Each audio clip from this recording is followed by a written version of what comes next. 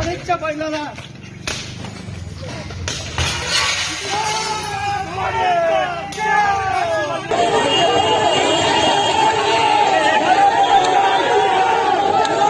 केंद्रीय मंत्री नारायण राणे को आखिरकार गिरफ्तार कर लिया है।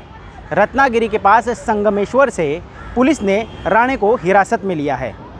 बता दें कि राणे ने महाराष्ट्र के सीएम उद्धव ठाकरे के खिलाफ एक विवादित बयान दिया था, जिसके बाद महाराष्ट्र में शिवसेना और बीजेपी के कार्यकर्ताओं में रणसंग्राम छिड़ गया।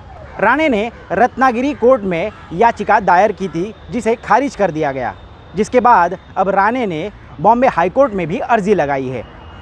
लेकिन नारायण राणे पर यह कार्रवाई आखिरकार हुई क्यों? राणे ने ऐसा कौन सा विवादित बयान दे दिया जिसके बाद उन्हें गिरफ्तार करना पड़ा? दरअसल केंद्रीय मंत्री बनने के बाद नारायण राणे महाराष्ट्र में जन आशीर्वाद मांगने निकले हैं। आने वाले नगर निगम चुनाव से पहले बीजेपी भी नारायण राणे को अपना पोस्टर बॉय बनाना चाहती है।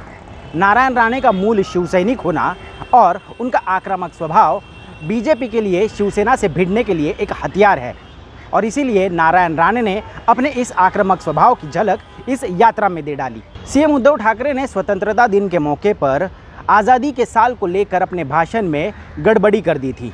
उद्धव ठाकरे ने पूछा था कि क्या ये रौप्य महोत्सव है या हीरक महोत्सव, जिसे लेकर नारायण राणे ने उद्धव ठाकरे का नाम लिए बगैर उन पर अपनी रायगढ़ की प्रेस कॉन्फ्रेंस में निशाना साधा था। नारायण राणे का कहना था कि अगर वो वहाँ पर होते तो वो उन्हें थप्पड़ जड़ देते, जिसके बाद ये पूरा घमासान शुरू हुआ। इस बयान के बाद शिवसेना भी आक्रामक हो गई। शिव सैनिकों ने महाराष्ट्र में जगह जगह पर आंदोलन शुरू किए। शिवसेना ने नासिक के बीजेपी कार्यालय की तोड़फोड़ भी की। इतना ही नहीं बल्कि राणे के मुंबई के जुहू निवास के बाहर बहुत बड़ा हंगामा हुआ। शिव सैनिक बड़ी तादाद में राणे के घर के बाहर पहुंच गए, जहां पर पुलिस को लाठीचार्ज करना पड़ा। चिपलून में जहां राणे की जन आशीर्वाद यात्रा चल रही थी, वहां पर भी बीजेपी और शिवसेना के कार्यकर्ता आपस में भिड़ गए। अब बीजेपी और एमवीए के घटक दलों के बीच बयानबाजी शुरू हो गई है। एमवीए में शामिल एनसीपी और कांग्रेस अब शिवसेना के समर्थन में उतर आए हैं।